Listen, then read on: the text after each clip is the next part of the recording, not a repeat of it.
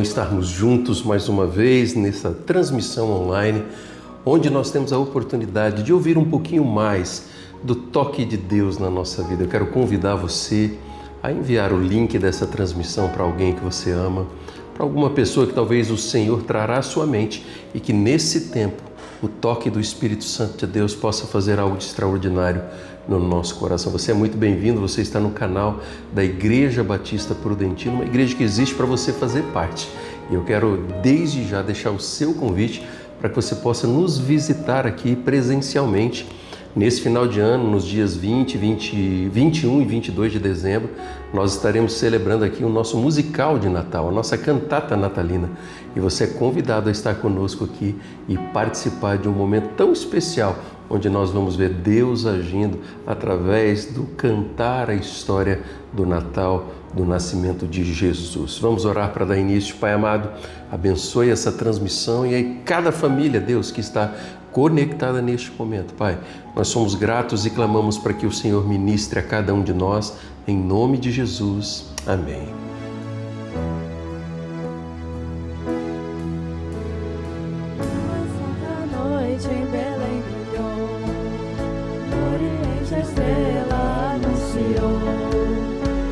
Noite de paz, eis que tudo dorme em redor.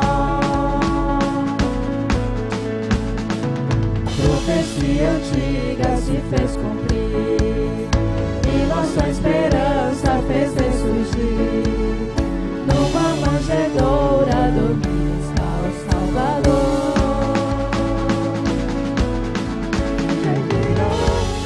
A luz dará e será chamado Emanuel, vem libertar o seu povo finalmente.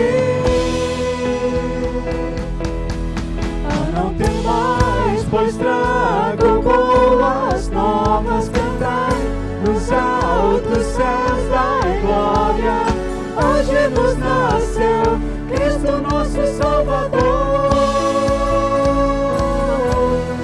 Deus se fez homem, nasceu uma criança, nada, nasceu nossa esperança. Terra e céu se prostram ao bebê Jesus. Emanuel.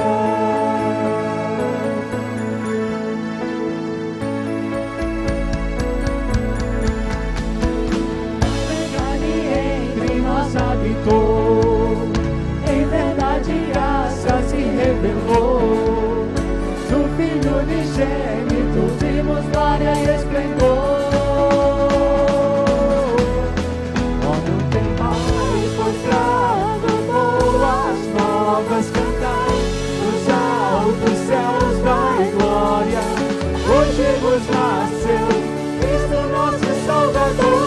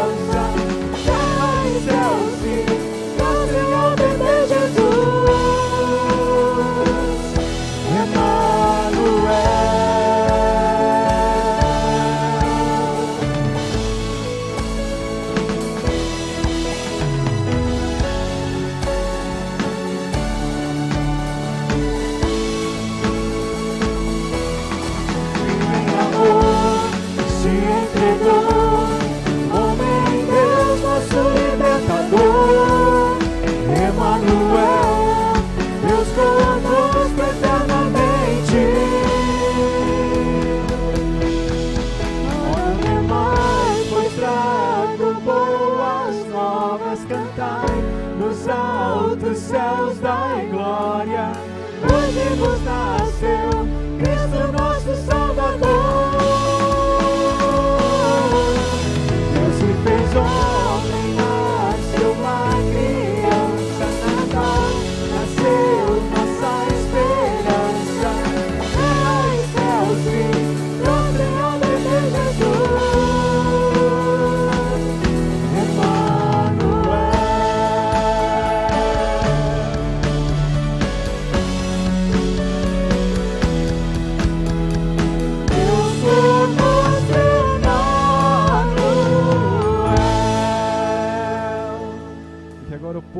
resgatado, cante e dê glórias a Jesus.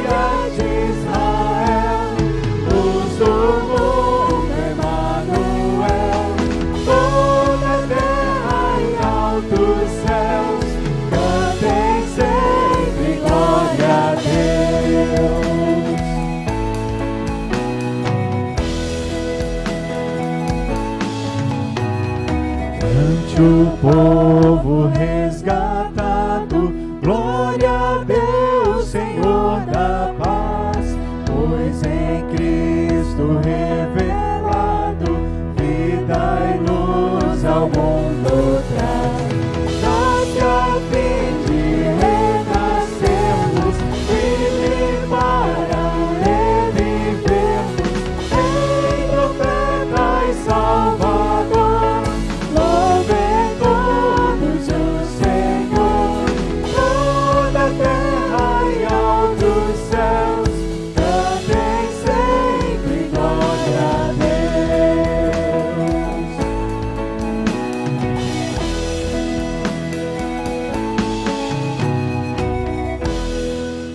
Quais são os motivos que você precisa apresentar diante do Senhor?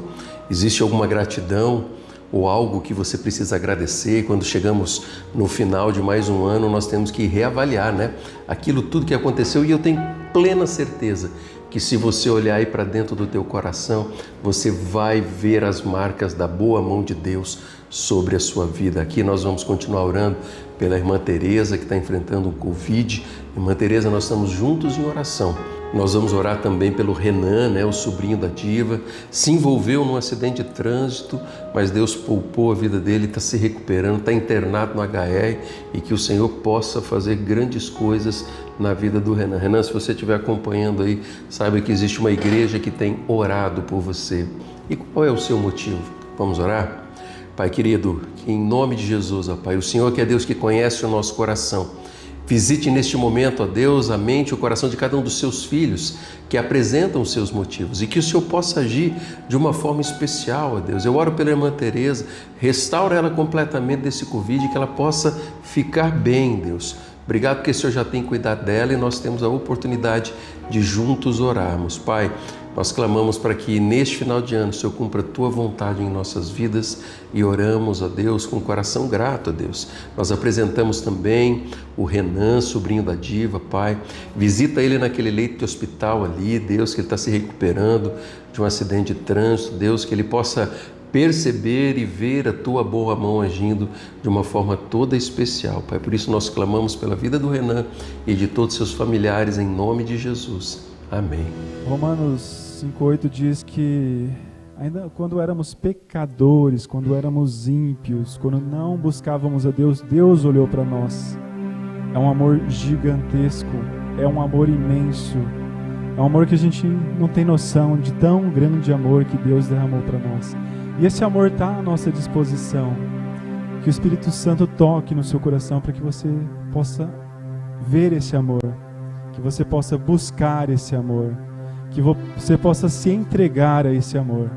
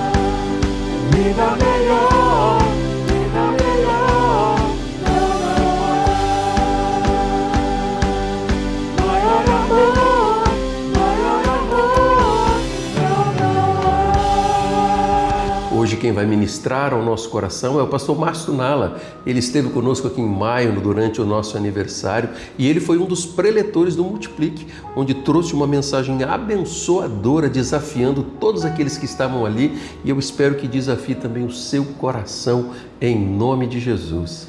Não tem nada mais precioso de que chegar nesse final de ano, estamos já no final do ano, e terminar no Multiplique.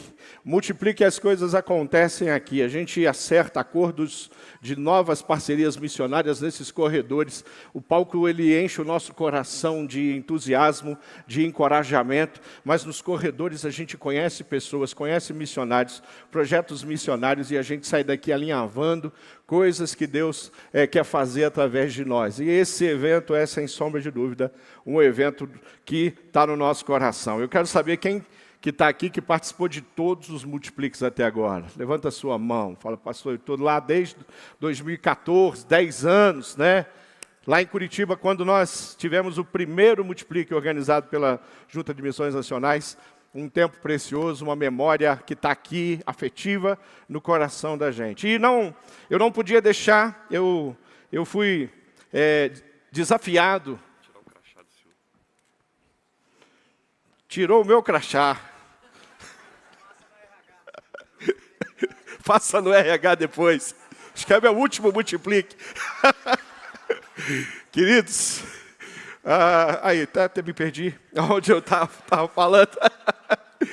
Quando a gente entende que o mover de Deus, ele acontece de tantas formas, quando a gente começa a conhecer e ouvir as realidades, quando a gente é abençoado como a gente foi aqui, tem um livro na Bíblia que tem acompanhado a Igreja Multiplicadora, que é o livro de Atos, é um referencial muito forte para a Igreja Multiplicadora, e eu fui pego de surpresa. Pastor Roberto Silvado era para estar ministrando aqui, oramos por ele, e aí a liderança pediu para que eu estivesse aqui. Então, durante esses 2 dias, eu tive que preparar esse trabalho.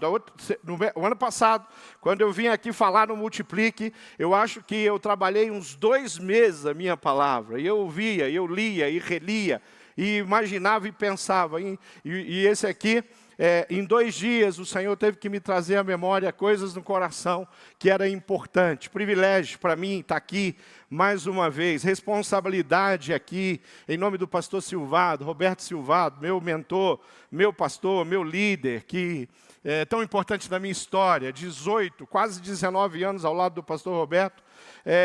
Eu aprendi muita coisa e continuo aprendendo. O livro de Atos, ele tem algum ensinamento importante para a gente. Eu vou trabalhar o livro de Atos até o teclado começar a tocar. Eu não vou olhar no relógio.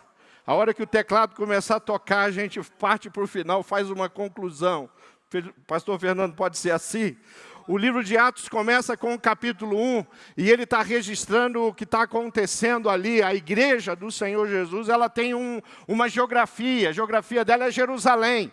E ali em Jerusalém, aonde Cristo foi morto, a igreja, ela está dando seus primeiros passos. Aonde Cristo ressuscitou, aonde os seguidores de Jesus viram Jesus ascender, subir aos céus. O capítulo 1, ele vai lembrar isso, ele vai mostrar os discípulos ali no preparo para plantar, iniciar o plantio das primeiras igrejas. Isso está acontecendo ali. Quando a gente vai, já no capítulo 1, nós temos ali uma porção da grande comissão, que diz, e recebereis poder quando o Espírito Santo de Deus descer sobre vós, e vocês vão ser testemunhas em Jerusalém, em toda a Judéia, Samaria e até os confins da terra, Brasil. Atos capítulo 2, ele vai trazer a essência do movimento do cristianismo, que é o derramamento do Espírito Santo, texto importantíssimo na nossa história, fato importantíssimo na nossa história é o derramamento do Espírito, porque é o Espírito de Deus que faz com que as promessas sejam cumpridas, é o Espírito Santo de Deus que faz a movimentação chamada igreja acontecer. Capítulo 3, acontece uma cura. Bom, o cristianismo já está acostumado com cura, quando essa cura do capítulo 3 acontece. Só que a cura do capítulo 3 agora não está protagonizada por Jesus. Eles estavam acostumados com as curas, sim, mas Jesus curando, agora são os discípulos.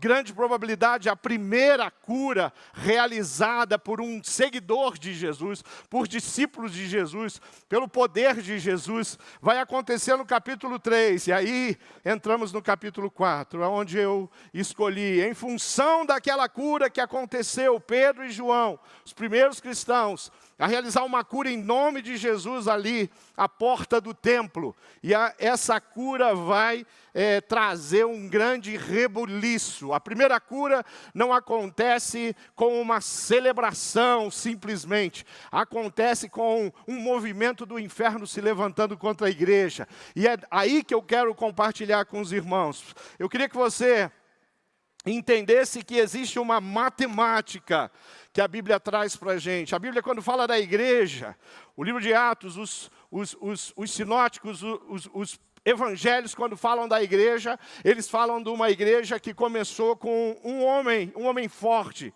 um homem bom, um homem que não provou o pecado, e ele começa um movimento. É um homem que começa um movimento, esse homem chama Jesus Cristo. E já em seguida ele vai começar a escolher pessoas. A Bíblia vai falar de 12 homens escolhidos por Jesus, e esse movimento vai está começando através desses 12 homens. A Bíblia vai falar que 70 são escolhidos e enviados, de 12 vai para 70. A Bíblia vai falar de que havia 120 pessoas reunidas ali. A Bíblia vai começar a trazer números, ela vai trazer Atos capítulo 2, e 3.000 pessoas se convertem ao Evangelho. Aí acontece Atos capítulo 4. Atos capítulo 4 acontece uma cura, essa cura gera um reboliço, e esse reboliço vai trazer outro número, 5.000 pessoas se convertem a Jesus, ali registrado em Atos capítulo 4, 5.000, até 5.000 nós temos números de pessoas transformadas, números de convertidos. Daqui para frente, os discípulos não conseguem mais contar, porque já não aparece mais números. 5.000 é o último número que nós temos. O próximo registro que a Bíblia vai trazer, ela vai falar que uma multidão se converte. A Bíblia, o livro de Atos vai continuar, e ele vai falar que os gentios também, eles estão se entregando ao Senhor Jesus. Eles viram que esse negócio é bacana, é bom, e eles simplesmente se entregam a Jesus, e o movimento sai de Jerusalém, e o movimento agora está fora de Jerusalém. Agora sim a Samaria, agora sim a Judéia, agora sim os confins da terra, ele está acontecendo. Então nós vemos uma matemática do céu acontecer. A Bíblia diz que sacerdotes, líderes religiosos, líderes do judaísmo, estão se entregando ao Evangelho, a Cristo Jesus, abandonando uma história, abandonando uma rotina, abandonando indumentárias para seguir a Jesus, para pegar uma capa, colocar no seu ombro e sair pregando o Evangelho e levando a palavra de Deus por todos os lados. E eu queria, na história de Atos capítulo 4, que você tirasse algumas lições para você. Eu queria ler esse trecho e dizer para você que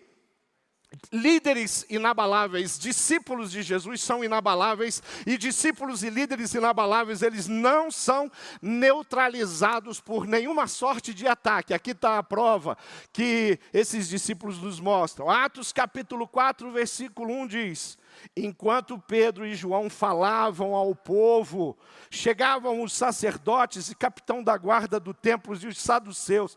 Eles estavam muito perturbados porque os apóstolos estavam ensinando o povo e proclamando em Jesus a ressurreição dos mortos.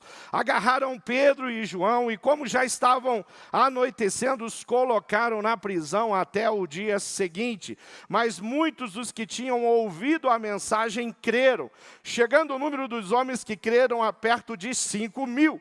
No dia seguinte, as autoridades, os líderes religiosos, os mestres da lei, reuniram-se em Jerusalém. Estavam ali Anás, sumo sacerdote, bem como Caifás, João Alexandre e todos os que eram da família do sumo sacerdote. Queridos, aqueles discípulos estavam tão convictos e decididos a irem em frente, que pouco importava as ameaças que eles estavam recebendo. Inabaláveis. Você consegue enxergar isso? O verdadeiro evangelho sempre causou incômodo. Ele continua causando incômodo.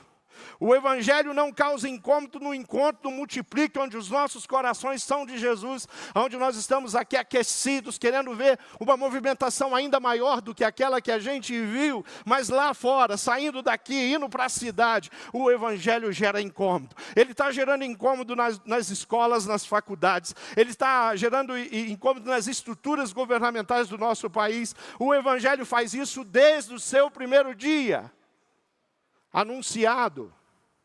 Mas isso não constrange Pedro e João. Eles não estão preocupados quantas pessoas são contra aquilo que eles estão pregando. Eles não são preocupados, como diz aí o pessoal do Ministério Carcerário, sabe, os presos falam da tranca, eles não estão preocupados com a tranca, em serem presos. Eles estão entusiasmados, porque aquilo que eles viram Jesus fazer, agora eles também estão fazendo.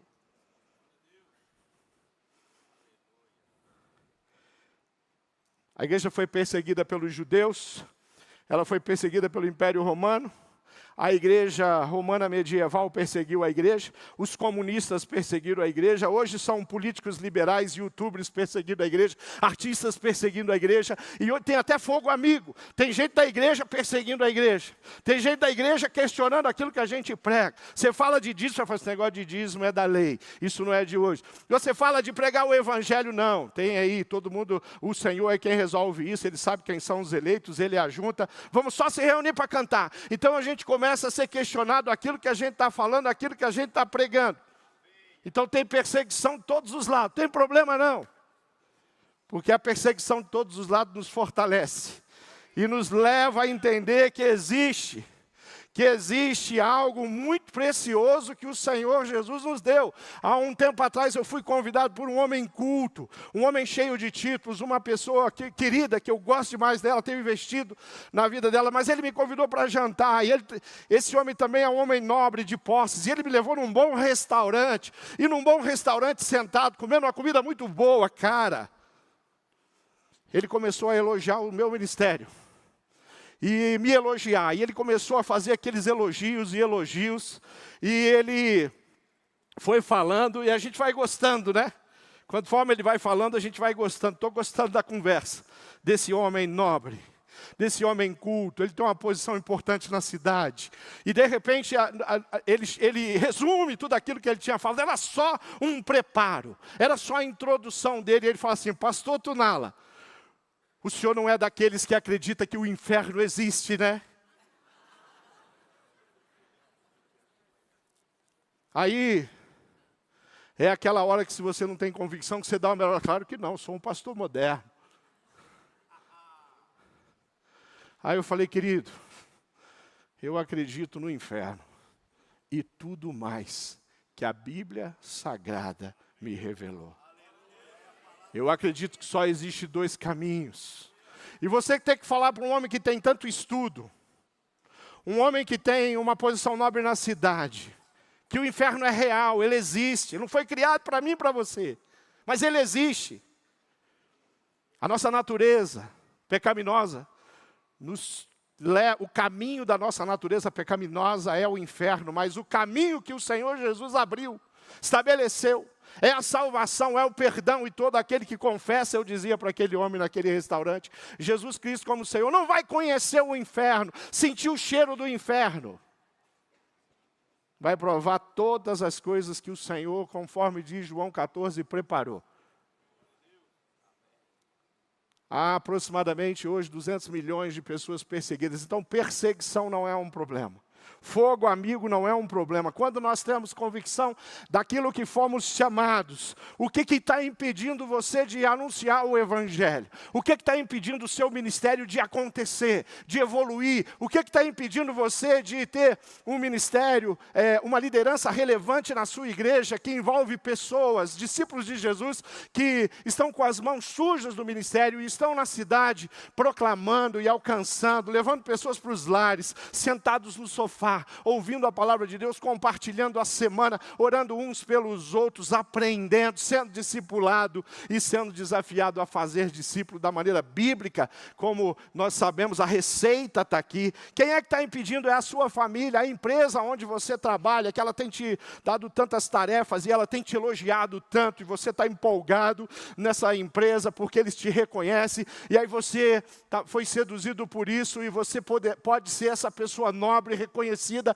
dentro da empresa onde você trabalha, mas você é aquele que faz discípulos em todos os lugares. Você se esqueceu disso? A sua vida profissional está atrapalhando você a ser alguém que de fato produz, que é frutífero? Será que é a empresa que você trabalha? Será que o sistema político? Será que todas aquelas postagens que vão contra aquilo que a gente acredita? O Instagram às vezes é infernal, às vezes é uma bênção. O Instagram está recebendo as imagens do Multiplique, as pessoas estão contando testemunhos, mas às vezes o Instagram vem com flechas, e às vezes a pessoa que está botando um dardo em cima de você tem um título de pastor, e é um pastor famoso, e ele questiona a tua sombra. O que está impedindo você? O que fez de você dar um passo para trás? Então a gente precisa olhar para essa história de Pedro e João e falar: esses caras tinham tudo para retirar aquilo que eles fizeram, pedir perdão por ter curado um paralítico. Mas eles não fazem isso não.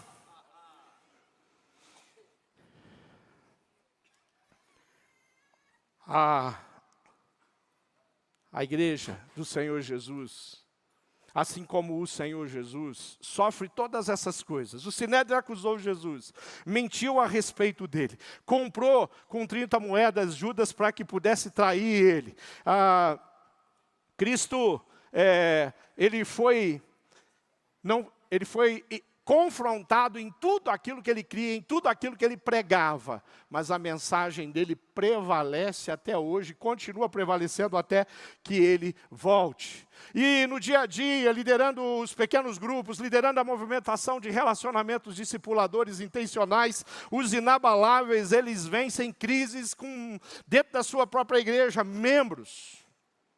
Se nós pegássemos o tempo que nós administramos as crises internas, às vezes que nós temos, e dedicássemos isso à pregação do Evangelho, à estratégia do cuidado de pessoas, a igreja ia crescer muito mais.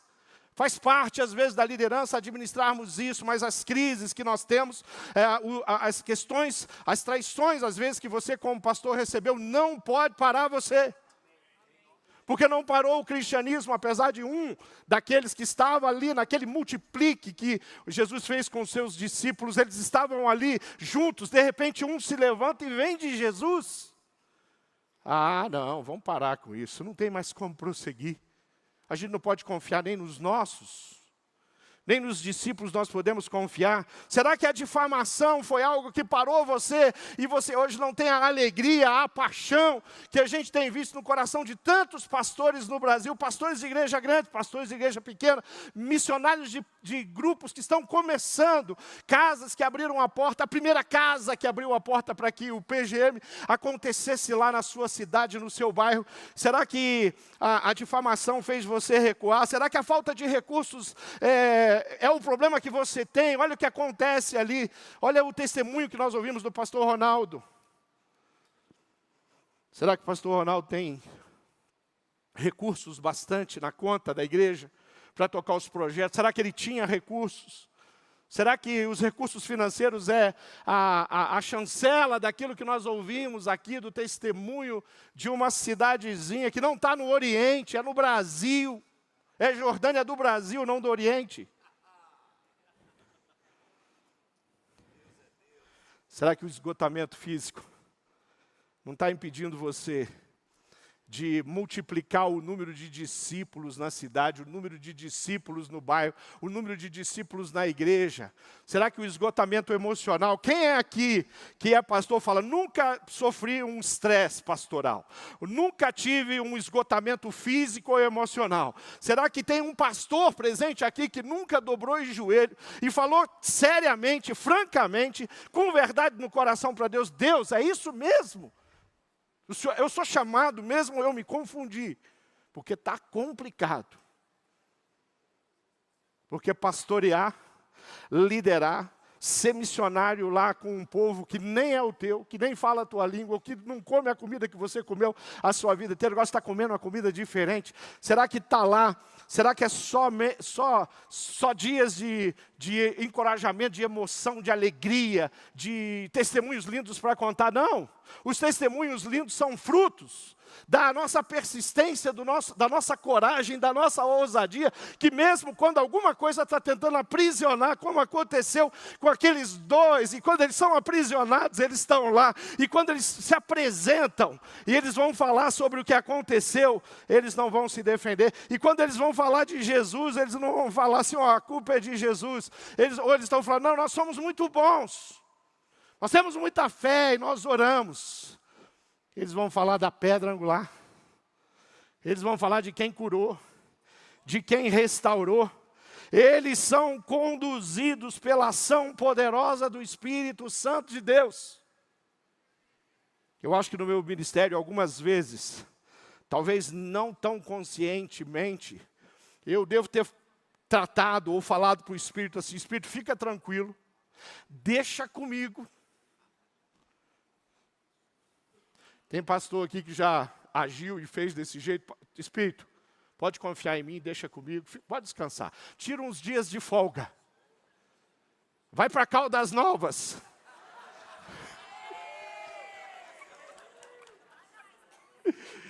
Eu acho que o Espírito Santo de Deus foi para Caldas Novas.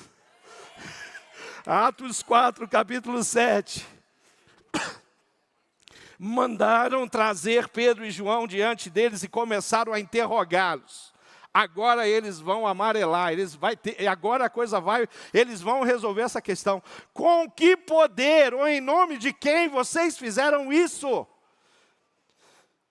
Pedro, sempre Pedro, cheio do Espírito Santo, disse-lhes, autoridades, líderes do povo, visto que hoje somos chamados para prestar contas de um ato de bondade em favor de um aleijado, sendo interrogados acerca de como ele foi curado, saibam os senhores e todo o povo de Israel, que por meio do nome de Jesus Cristo Nazareno, a quem os senhores crucificaram, mas a quem Deus ressuscitou dos mortos entre homens, está aí curado diante dos senhores, porque esse Senhor curou eles. Esse Jesus é a pedra que vocês, construtores, rejeitaram. Ele é a pedra angular. Não há salvação em nenhum outro, pois deixado do céu não há nenhum outro nome dado aos homens pelo qual devemos ser salvos. Não há cura em outro nome.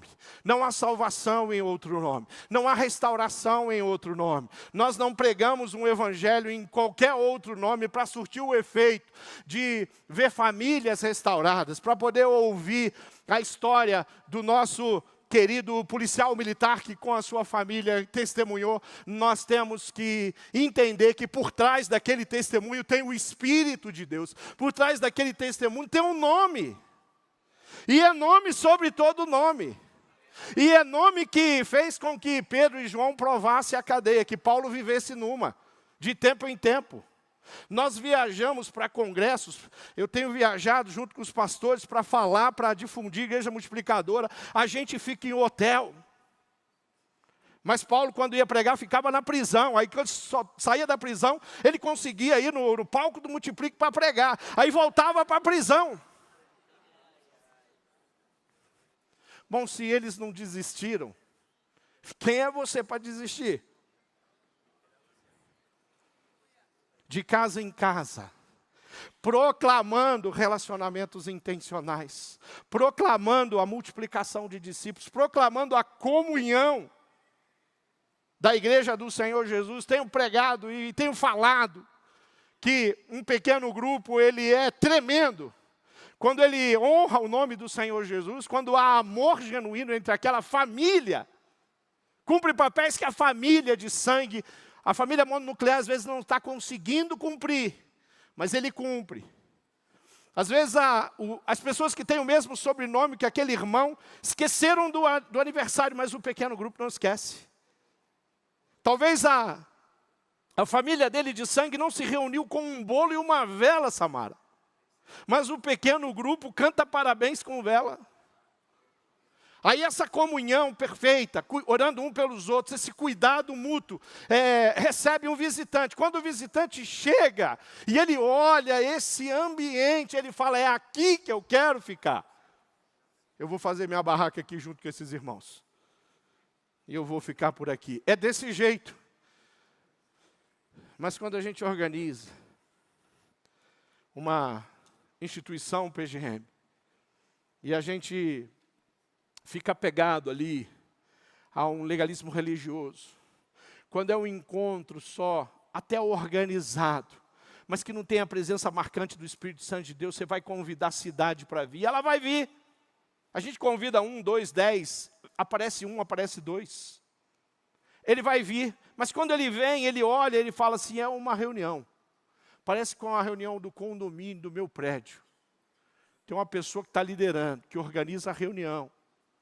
Mas quando ele encontra um ambiente de amor, quando ele encontra uma família que se conhece, quando ele encontra, e ele vê que aquelas pessoas, elas sabem tudo delas, sabe quem ficou doente, quem não ficou doente, quem vai viajar, quem não vai viajar, sabe dos filhos, sabe dos relacionamentos conjugais, aonde naquele ambiente as pessoas começam a contar as histórias de transformação, de mudança de comportamento na sua própria vida, porque aquele pequeno grupo, aquele grupo de irmãos, aquele cara que está do lado ali, que é o discipulador dele, fez mudanças importantes e significativas na história dele. A multiplicação de discípulos está acontecendo. Nós temos que nos desapegar. Nós temos uma história linda. A década de 60 é linda na história dos batistas. Tem muitas décadas lindas, mas a década de 60 tem marcos. Tem aquele marco do Jesus Cristo, é a única esperança. A década de 60 é bacana, mas esse pessoal que está aí na cidade em 2024, em 2025, eles não são da década de 60. Então talvez não seja bem o hino da década de 60 que eles precisam cantar. Eles precisam cantar um cântico novo. Eles precisam entender e nós precisamos colocar a nossa doutrina, o nosso ensinamento, aquilo que nós acreditamos nas canções e ensinar para eles cantarem essas canções. Essas pessoas vão ter dificuldade se o formato do pequeno grupo em 2025 é um formato da maneira como nós nos reunimos em 1960. Talvez eles vão ter dificuldade, eles não vão conseguir entender. Mas a essência, a paixão, o coração de 2025 é o mesmo daquela geração batista de 2060 que falou, nós vamos dobrar o número de batistas no Brasil, e dobraram. Pedro não disse para aqueles homens que ele era o cara, ele era a pedra. Ele disse que Jesus era o cara. Jesus era a pedra. Ele disse e afirmou em alto e bom tom, em nenhum outro há cura para um coxo. Em nenhum outro há restauração. Em nenhum outro há metanoia, mudança de comportamento, mudança de vida. Ele falou, é Jesus. E no RI, no RD, no PGM, Jesus é a nossa referência, Ele é a nossa fonte, o Espírito Santo é aquele que faz as coisas acontecer. Quando você começar uma reunião de pequeno grupo na sua igreja, quando o líder que você está treinando, pastor, você que é líder de pequeno grupo, começar a reunião do PGM, certifique-se de uma coisa, a liderança desse encontro está nas mãos do Espírito Santo de Deus. Porque se tiver, aquele encontro não vai ser mais um encontro. Não é um encontro de batistas. É simplesmente o encontro onde a presença de Deus toma conta. Vidas vão ser transformadas, milagres vão acontecer. Olha quantos milagres nós já ouvimos aqui nesse Multiplique. Olha quantas coisas lindas, queridos. Líderes inabaláveis, discípulos inabaláveis, são capacitados e chancelados através do poder do Espírito Santo de Deus. Não tem outro jeito. Atos vai continuar no versículo 13, diz, vendo a coragem de Pedro e de João, percebendo que eram homens comuns e sem instrução, ficaram admirados e reconheceram que eles haviam estado com Jesus e como podiam ver ali com eles o homem que fora curado. Nada podia dizer contra eles. Eles estavam ali falando a respeito do que eles estão falando, os homens não estão conseguindo entender. Aí eles olham para o homem e falam assim, não precisa olhar para a gente não, olha para o aleijado, que não é mais aleijado. Olha para o coxo, que a vida inteira esteve ali pedindo esmola. E aí você vai entender do que nós estamos falando. Olha para ele que é a nossa inspiração. Uma vida transformada. E a nossa motivação para enfrentar o cárcere, a prisão. Vão nos condenar? Vão nos matar? Legal. Mas vão nos matar diante das testemunhas, diante da testemunha que foi restaurada e curada. É uma ousadia que nós temos que nos inspirar. Assim ordenaram que se retirassem do sinédrio e começaram a discutir, perguntando: que faremos com esses homens? Todos os que moram em Jerusalém sabem que eles realizam um milagre notório que não podemos negar. Todavia, para impedir que isso se espalhe ainda mais entre o povo, precisamos adverti-los de que não falem mais com ninguém sobre esse nome. Por favor, pare de contar essa história. Como é que para de contar essa história? Será que é a oportunidade de ser preso? Bom, os discípulos foram presos, eles não foram presos simplesmente. Eles foram mortos porque eles não pararam de contar as histórias. Eles morreram de todas as formas. A criatividade do Império Romano para matar. A criatividade da própria religião judaica para dar ideias de como matar. Eles morreram contando as coisas que eles viram e ouviram. Alguém está correndo risco de morte essa semana por pregar o Evangelho aqui no Multiplique, você que está aqui. Alguém fala assim: domingo vai ter culto, eu vou pregar a palavra de Deus, o Evangelho. Lá no culto eu quero contar algumas coisas que eu ouvi no Multiplique, mas eu sei que pode ser que no final vai ter lá policiais que vão me algemar e vão me levar para a cadeia, porque eu estou pregando o Evangelho. Tem irmãos nossos que estão vivendo isso, mas nós não estamos. Então nós vivemos a liberdade de pregar o Evangelho. A liberdade de entrar em casas para nos reunirmos como povo de Deus e família de Deus. A liberdade para entrar na casa de pessoas que ainda nem tomaram a decisão com Cristo. E nós vamos fazer um PGM na casa de uma pessoa que não entendeu ainda. A ficha dela ainda não caiu, está caindo. Ela ainda não entendeu que Cristo é tudo. Ela está começando a desconfiar que é uma possibilidade para a vida dela. A mensagem está começando a assimilar. Mas o PGM já está sendo realizado na casa dela. Porque ela foi uma visitante e falou: olha, se vocês puderem ir na minha casa. E quando alguém convida o PGM para ir para casa, quando um não crente convida o PGM para ir para a sua casa, sabe o que ele quer? Ele quer bênção. Ele quer que o povo de Deus vá lá para abençoar a casa dele. E sabe o que a gente descobriu ao longo do tempo? Que quando nós vamos à casa de alguém, nós abençoamos mesmo. É verdade. Isso aqui não tem nada a ver com mística do cristianismo. Tem a ver com poder. Tem a ver com o amor de Deus sendo pregado. Uma sala onde o amor de Deus é compartilhado, onde pessoas são tocadas. Pedro e João responderam: julguem os senhores mesmo se é justo aos olhos de Deus obedecer aos senhores ou obedecer a Jesus, pois não podemos deixar de falar do que vimos e do que ouvimos. Olha que coisa extraordinária. Jesus cura.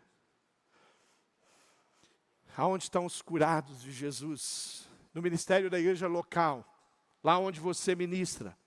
Jesus liberta. Onde estão os libertos? Quando você encontrar um homem que está encarcerado pela bebida na cidade, você tem que falar com ele. Você precisa ir lá no pequeno grupo, na minha casa. Você precisa ir lá na igreja, porque eu vou fazer uma fila de homens que já foram dominados pela bebida e hoje eles não são mais dominados pela bebida. Homens que foram dominados pelo álcool, pela droga, mas eles não são mais drogaditos. Eles estão transformados, eles fazem parte do coral da Cristolândia agora. Eles cantam com tanta alegria.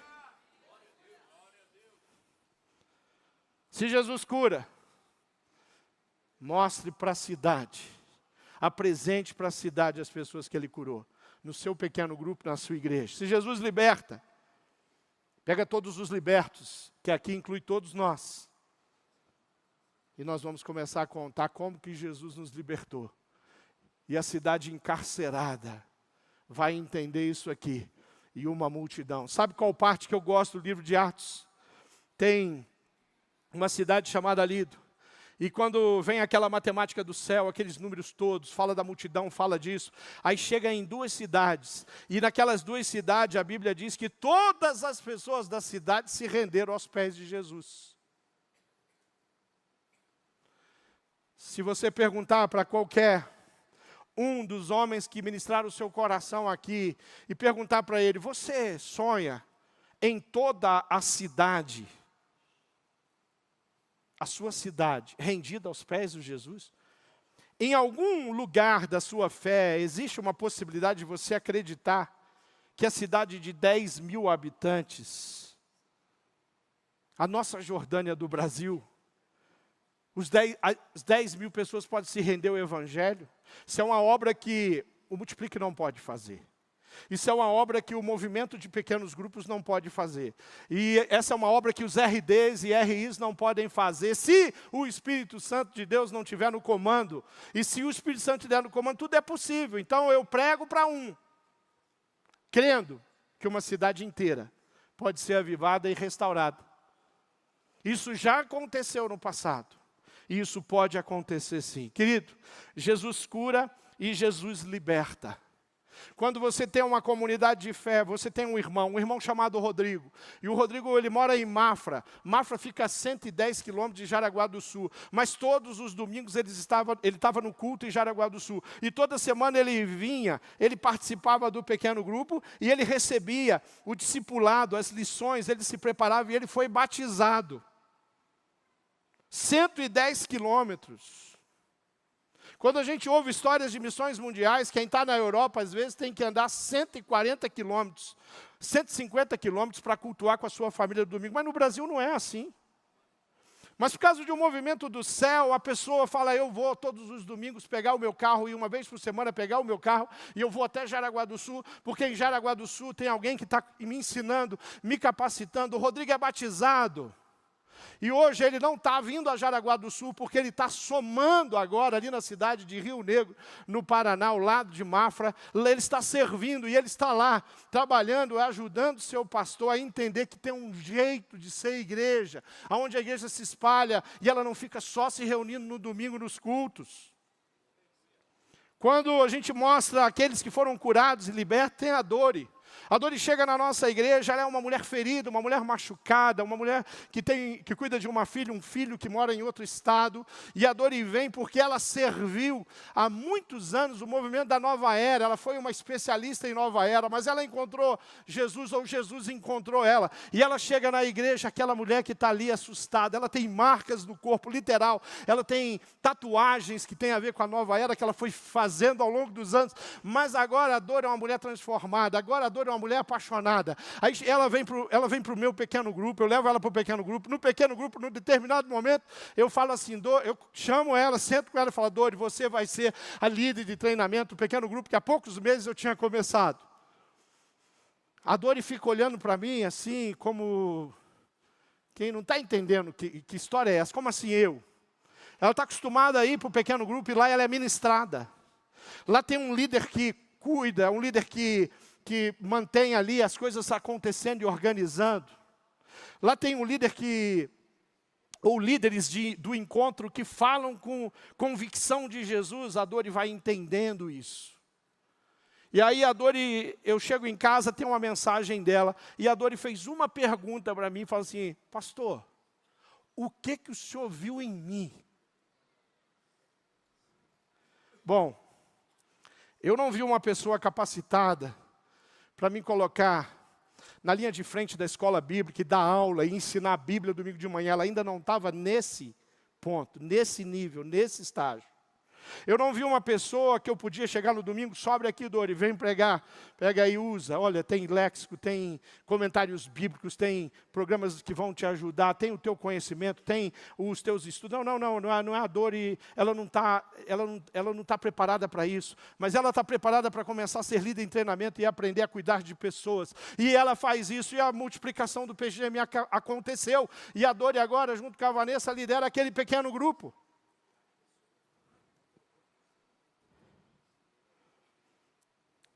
Os milagres de Jesus envolvem hoje uma missionária dos batistas brasileiros. A Lu está aí, cadê Lu? Fica de pé onde você está. A Lu, em 2022, era uma filha da igreja afastada. Posso contar isso aqui, Lu? Você conta para todo mundo, né? Uma filha da igreja afastada. Uma pessoa que cresceu na igreja, mas tinha perdido a alegria. Ela tinha perdido aquele entendimento. E ela tem uma experiência profunda com Jesus. E ela volta com garra. Era uma espécie de desigrejada até 2022. Agora é missionária dos batistas brasileiros, teve no Vila Minha Pátria e voltou para Jaraguá, está sendo preparada e vai para a Itália. Iniciando o processo com missões mundiais. Por quê? Porque o Senhor Jesus é aquele que cura, liberta, restaura, renova. Ele consegue reintegrar as pessoas. O Senhor Jesus é aquele que não esquece dos sonhos que ele tinha para essa filha dos batistas, que nasce numa casa, num lar, numa igreja batista, cresce. A cura, a restauração, os milagres, é um homem já maduro. Ele tem 56 anos de idade. Ele é crente há muitos anos. E aí nós começamos um movimento lindo, com o Seminário do Sul. Os nossos primeiros seminaristas, cadê o Lucas? Está por aí, em algum lugar. E aí ele chega para mim e fala assim: pastor, será que eu devo me inscrever ali, fazer minha matrícula no Seminário do Sul, fazer o curso de bacharel em teologia? Eu já estou velho. Quem tem aí em torno de 56 anos, levanta a mão. 55 anos, 54, acima de 50, levanta a mão. Ele era da sua geração. Aí ele falou: pastor, eu já estou velho. Eu falei: que conversa é essa, rapaz? Corra e faça a sua matrícula e comece a estudar. Porque se Deus te chamou para ser um líder na igreja, um pastor, não é a idade que vai atrapalhar e impedir. O ministério do avivalista do país de Gales durou 2 anos. Em 2 anos, 100 mil almas foram levantadas no país de Gales para Jesus. Eu falei: eu acho que Deus vai te dar mais de 2 anos. Então não é a sua idade. Está caminhando já para o término. No ano que vem tem formatura desse servo. E eu estive na casa dele há pouco tempo, desafiando ele, porque nós já temos um grupo de pequenos grupos num bairro que é distante. Estamos com 3 pequenos grupos e eu falei para ele: eu quero que você supervisione aqueles pequenos grupos. E eu quero que você faça prosperar aqueles pequenos grupos. E daqueles 3 pequenos grupos, eu quero que você faça 10 pequenos grupos. E quando você chegar perto de 10 pequenos grupos, nós vamos plantar a igreja do Senhor Jesus. E o primeiro culto vai ter 100 pessoas naquele culto. E ele falou assim: pastor, conta comigo. Nós vamos plantar a igreja. 3 de Rio do Sul, 3 de Rio do Norte. Vai ter uma igreja batista. Jaraguá do Sul é uma cidade linda. Uma cidade próspera. Uma cidade que o índice de violência é baixíssimo. Pleno emprego. Muitas vagas que não conseguem ser preenchidas. É uma realidade diferente. Por causa do número de indústria que tem em Jaraguá do Sul. Mas a igreja histórica não combina com a cidade. Ela é desse tamanho. Ela é pequenininha. Tem 2 igrejas batistas, 200 mil habitantes. 2 igrejas batistas. O alvo que eu tenho compartilhado com a liderança é 10 igrejas batistas plantadas pela nossa igreja. Nós vamos avançar. Terça-feira eu tenho uma reunião. Começamos em Pomerode, uma cidade linda. Quem não foi a Pomerode, vá. Quem teve em Gramado aqui, levanta a mão. Gramado é lindo, né? Maravilhoso. Vá a Pomerode. Pomerode é uma cidade muito especial. Mas não tem obra batista lá em Pomerode. Aliás, tem muito poucos da igreja histórica naquele lugar. Mas em março eu comecei um treinamento lá com um grupo de irmãos. E de março para cá, a gente fez aí pelo menos uns 8 encontros de treinamento de igreja multiplicadora. E 3 pequenos grupos já estão funcionando lá. E agora, dia 9 de dezembro, tem a Assembleia na Vida Nova. E na Assembleia nós vamos aprovar mais uma congregação. E os cultos já começaram, porque o movimento de igreja multiplicadora, ele não consegue alcançar a chegar ao tempo da assembleia, porque as coisas começam a acontecer, vidas começam a ser restauradas, pessoas começam a se converter, pequenos grupos começam a se abrir, e não dá tempo nem de chegar na assembleia. E quando chega na assembleia, os irmãos, em vez de levantar a mão para aprovar, eles começam a glorificar. Porque a obra que nós temos para fazer, ela tem que ser desse jeito. Nós não podemos simplesmente nos dobrar às dificuldades e às limitações, porque aqueles 2 discípulos não se dobraram à prisão, não se dobraram ao poder de morte que o Sinédrio tinha sobre a vida deles. 3 anos de uma família trabalhando. Nós temos 10 projetos missionários. Nós não tínhamos um seminarista 3 anos atrás. Um. Como é que você sonha plantar 10 pequenos grupos? Você não tem uma pessoa sendo formada, sendo capacitada.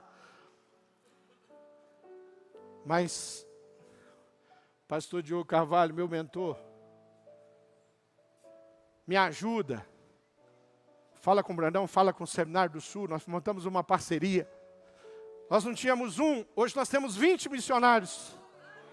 Mais 4 que vão entrar, mais 3 que vão entrar de Pomerode agora, alunos novos na faculdade. Nós estamos plantando uma igreja, vamos começar com 3 seminaristas. Uma igreja que não sabia o que era fazer viagem missionária. Pastor Silvani, outro mentor, está sentado ali, que me ajuda com missões. Abre as portas da IBB. E um grupo de irmãos da Vida Nova vai para a Amazônia. Irmãos que nunca fizeram uma viagem missionária na vida, a primeira já vai para a Amazônia, já entra no barco, já navega Solimões, navega Rio Negro. Depois nós fazemos isso de novo. Esse ano, nós fomos com 30, todos da Vida Nova, todos de Jaraguá do Sul, da nossa região. Já está marcado, 22 a 28 de maio, nós estamos na Amazônia de novo. 5 irmãos vão para Angola, no projeto Pamose. Influenciados pelo meu mentor, Silvani. A missionária está organizando, já está em contato com o pessoal da Cristolândia, porque vai uma equipe da Vida Nova para São Paulo, para conhecer, para ver, para entender como é que se tira pessoas da rua. Porque lá em Jaraguá do Sul, até tem pouca gente na rua.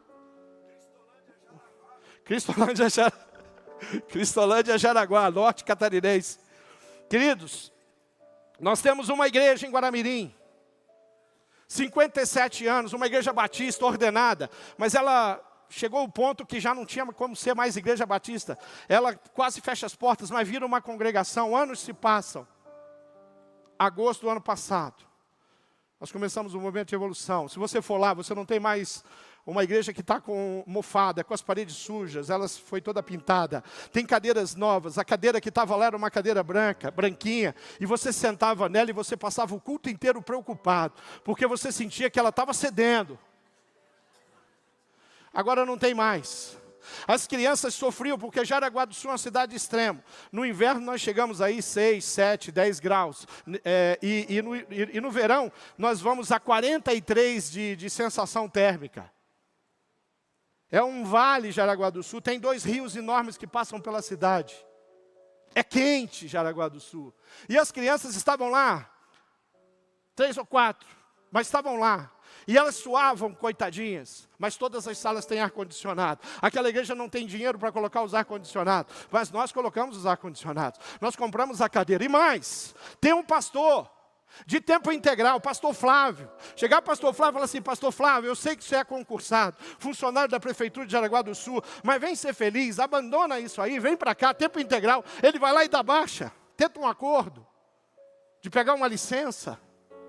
Mas a prefeitura de Jaraguá do Sul não dá uma licença, a não ser que você tenha alguém na sua casa, doente, que precisa que você esteja lá, ele vai te dar uma licença de 2 anos. E o pastor Flávio volta e fala assim: pastor Tunala, não deu certo, eles não aceitaram, eles não fazem um acordo, eles não vão me afastar por 2 anos. E aí eu falei: e daí? E ele falou: e daí? Que eu vou pedir a minha baixa, é só o senhor me dar a coordenada, a liderança da igreja me dá a coordenada, e hoje o pastor Flávio está de tempo integral. E eu gostei muito da palavra que eu ouvi aqui, a igreja às vezes não tem o recurso para poder dar os passos, mas ela dá, e o Senhor abençoa. Rogério me liga, nosso secretário do estado de Santa Catarina, e fala: Tonala, tem uma igreja fechada, se você topar, e o Edson topar, nós vamos nos unir, nós vamos reabrir aquela igreja. A igreja foi reaberta, tem pastor lá. E quando ele falou, eu olhei o orçamento de missões, eu falei: Jesus, não cabe reabrir uma igreja e pagar salário de um pastor em Biguaçu. Mas a igreja do Senhor Jesus não vive de recursos financeiros. E a igreja de Biguaçu está lá funcionando, ela foi reaberta.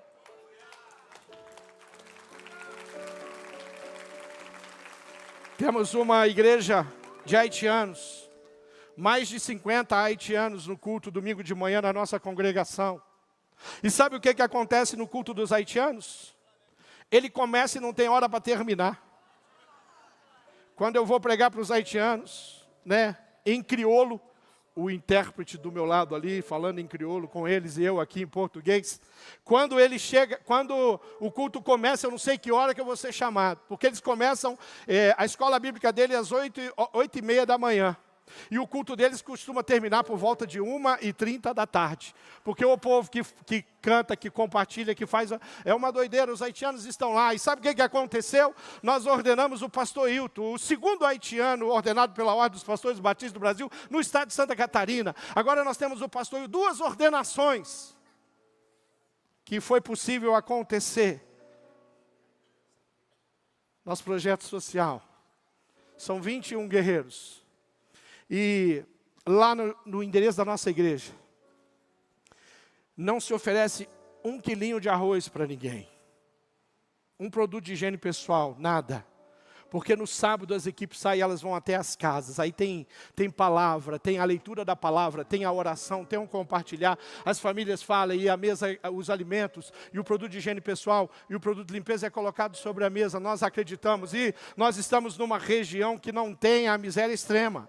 Jaraguá do Sul não tem a miséria extrema. A miséria que nós encontramos em Jaraguá do Sul, ela está no coração de homens, que são até milionários alguns, que são bilionários, porque tem muitos bilionários na nossa cidade, por causa da VEG, por causa da MAU, por causa da Duas Rodas, por causa das grandes corporações que estão lá. Mas nós encontramos famílias que chegaram de outros cantos do Brasil à busca de emprego. E eles chegam. Eles fizeram um movimento muito forte, lá no norte, no nordeste, compraram a passagem de avião e foram para o sul. E eles não têm sofá, eles não têm cama, eles não têm nada. Eles chegam lá e eles conseguem emprego, mas eles vão levar 1 mês, mais ou menos, para receber o seu primeiro emprego. E a igreja que às vezes vai lá para colocar o alimento na mesa dele, porque cadê os nordestinos aí? Cadê os nortistas? Povo corajoso, sai do sertão e vai para o sul, com a passagem que conseguiu, às vezes de avião, às vezes de ônibus. E eles estão chegando. E eles estão se tornando membros. E eles estão trabalhando. Quando você vai no louvor, o povo do norte e do nordeste está lá. Está pregando, está ministrando. Sabe por quê? Porque eles, como eu, que sou estrangeiro naquela cidade, cheguei naquela cidade, fui recebido pelos alemães. E o poder de Deus é manifesto ali. Não tínhamos escola bíblica dominical, a igreja não tinha escola bíblica dominical, começamos, 2021, foi difícil. Falei, esse negócio está difícil, parece que não vai. 2022, uma luz no fim do túnel. 2023, o ano da virada. A igreja tinha um culto às 7 horas no domingo, 7 horas da noite. O resto do dia, o alarme ligado, tudo trancado. Às vezes eu ia para fazer um atendimento, a solidão no domingo de manhã era tão grande naquela igreja. Porque eu estava acostumado com Curitiba, que não tem dia na semana onde não haja movimento na igreja batista do Bacaxeri. Só que Vida Nova hoje não é uma igreja mais de alarme ligado. Porque domingo de manhã tem escola bíblica, e tem mais, porque o culto à noite teve que dobrar. Agora nós temos culto domingo de manhã e culto domingo à noite. O culto domingo de manhã já superou o culto de domingo à noite. 15 crianças. Nós tínhamos, agora temos 170. Nós tínhamos 12 jovens, são mais de 80. culto jovem acontece de uma forma linda. Nós tínhamos 15 adolescentes, o acampamento deles agora eram mais de 70 adolescentes. E o avivamento na Vida Nova está lá no Ministério de Adolescentes. É lá que você vê o fogo pegar, o Espírito de Deus está agindo de um jeito tremendo. Não tínhamos um trabalho com pré-adolescentes. Deus é tão bom, manda um cara da Junta de Missões Nacionais, foi funcionário da livraria, o Carlos e a Dani começa, chega lá e sabe o que eu faço? Entrego para eles um projeto. Não temos isso, vocês vão ter que plantar juntos. E o Ministério Start dos pré-adolescentes não para de crescer. Parece os gremlinzinhos, né, que não para de se multiplicar, porque Deus tem mandado pessoas capacitadas. Então nós estamos vivendo um tempo diferente lá. E eu queria fechar dizendo para você que, assim como Pedro e João tentaram impedir eles de continuar proclamando e curando, mas não conseguiram. Ninguém vai conseguir impedir você de fazer o que tem que ser feito na sua cidade, se você se entregar ao Espírito. Pastor Pascoal disse que nós não podemos liderar sem audiências com Jesus Cristo. Que a gente apanhou nesse multiplique. Pastor Brandão, ele traz aquele planejamento estratégico dele de 2033. Planejamento do pastor Brandão, 2033, tem que ser o planejamento da minha igreja, da sua igreja. Nós temos que sonhar com todas aquelas coisas, uma por uma. Pastor Ronaldo, eu nunca vi tanta criatividade. Uma missão clara. Em Jordânia, eu tenho certeza que o membro sabe qual é o papel e a função dele. Nós temos encontrado igrejas no Brasil que às vezes o pastor está meio confuso. Lá em Jordânia, os membros sabem que eles têm que fazer uma sopa muito gostosa e oferecer para as pessoas, pregar o amor de Jesus para elas. E Jordânia fala em 350 membros numa cidade de 10 mil habitantes. Dá mais 2, multiplique para ele. Ele vai voltar aqui, 10% daquela cidade vai ser da Igreja Batista de Jordânia. Pastor Gilvan, esse apertou o fígado. Não se planta igreja com recursos. O único recurso que a gente precisa para plantar a igreja é o Espírito Santo de Deus.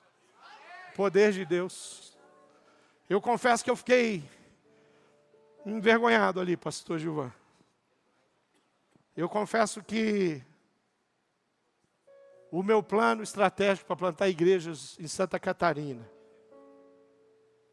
Santa Catarina é um dos estados brasileiros também que tem a presença batistas nas cidades muito longe de um objetivo claro.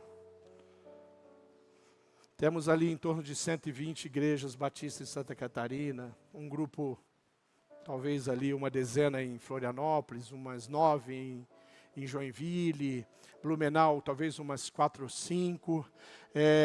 Eu acho que, quem sabe, eu vou chutar aqui, eu não fiz essa conta dessa forma, eu tenho a relação ali. Talvez a gente alcançou umas 80 das 295 cidades que tem no estado de Santa Catarina. Parecido com Minas Gerais, muitas cidades muito pequenas, mas a situação de Minas também é muito favorável quando você vê a situação de Santa Catarina. Mas se Deus me levou para Santa Catarina, eu sou um Catarina. E eu vou lutar por Santa Catarina. Nós vamos trabalhar por Santa Catarina. A minha convenção está contribuindo para isso, as juntas de missões estão contribuindo.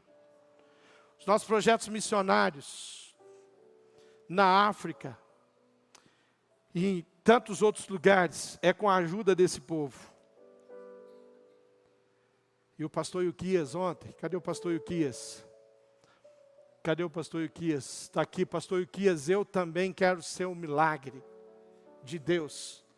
Na cidade de Jaraguá do Sul, em Corupá, em Massaranduba, em Joinville, em Blumenau, em toda a nossa região ali, eu quero ser um milagre. Eu quero que os membros da minha igreja sejam milagres vivos do poder de Deus naquele lugar. Nós precisamos muito disso. Precisamos muito, muito, muito, muito. Nós fomos abençoados. Ouvimos a palavra e fomos desafiados Agora nós vamos sair daqui para fazer duas coisas. Encorajar o povo de Deus, cuidar dele, abençoar na comunhão de cada pequeno grupo, em cada relacionamento discipulador. Nós vamos sair daqui para mudar a realidade das nossas igrejas com relação à utilização das casas. Nós vamos sair daqui para levar o poder, o amor de Deus com mais determinação e força. Quando o pastor Ilquias voltar, o multiplique. A história vai ser outra. Ele tem mais coisas para contar. Quando o pastor Esdras compartilhar o ano passado, ele marcou o meu coração com a palavra dele. Quando ele subir aqui de novo, a realidade é outra. Quando a Cristolândia, as histórias da Cristolândia forem contadas aqui pelo pastor Brandão, pela Fabíola, a história já vai ser outra, porque nós estamos no movimento rumo àquele momento precioso, onde Jesus vai voltar e vai arrebatar essa igreja cheia de gente com a camiseta de Jesus Transforma no peito. Vamos ficar de pé e vamos orar. Vamos agradecer a Deus, porque nós temos um desafio. Deus quer usar você, encher você do Espírito Santo, cheio de ousadia, de convicção. É isso que Ele quer fazer, vamos orar. Pai amado, eu sei que o Senhor é um Deus precioso e bom. Eu sei que a Tua palavra, o Teu amor é grande. Eu sei que o Senhor nos escolheu, apesar de nunca termos merecido isso. Eu sei que o Senhor nos cerca de pessoas que têm uma visão maior do que a nossa, e a nossa visão é influenciada, e a visão dessas pessoas foi influenciada pelo céu, pelo Espírito de Deus. Eu aprendo com os meus irmãos, eu aprendo e eu consigo às vezes vencer um obstáculo, porque eu tenho amigos, porque eu tenho família, porque eu tenho pastores, porque eu tenho membros, líderes da minha igreja, que o Senhor às vezes ilumina a mente, o coração deles, e abre a mente, e a gente consegue avançar. Eu sei que o diabo vem e tenta nos atacar. Eu sei que tem dias que nós nos sentimos fracos e desanimados. Mas nós temos provado um Espírito que não tem nos permitido desistir. E é por isso que nós estamos aqui. E eu sei que cada igreja tem uma história. Eu sei que cada congregação tem uma história, cada projeto missionário tem uma história sendo construída agora. E tudo que nós queremos é a multiplicação das histórias, de forma que o reino de Deus prevaleça. Obrigado por poder fazer parte de um movimento aonde eu não me sinto só, aonde eu não estou perdido, liderando um projeto que é maior que eu, aonde eu não me sinto desamparado, quando preciso de uma luz para sair de mais um obstáculo, para mudar mais uma realidade, para vencer mais um conflito, ou para ter uma resposta, para dizer com alto e bom som, nós servimos ao Deus Todo-Poderoso, e Ele está conosco, e nós vamos vencer, e nós oramos muito agradecidos, em nome de Jesus, amém. Amém.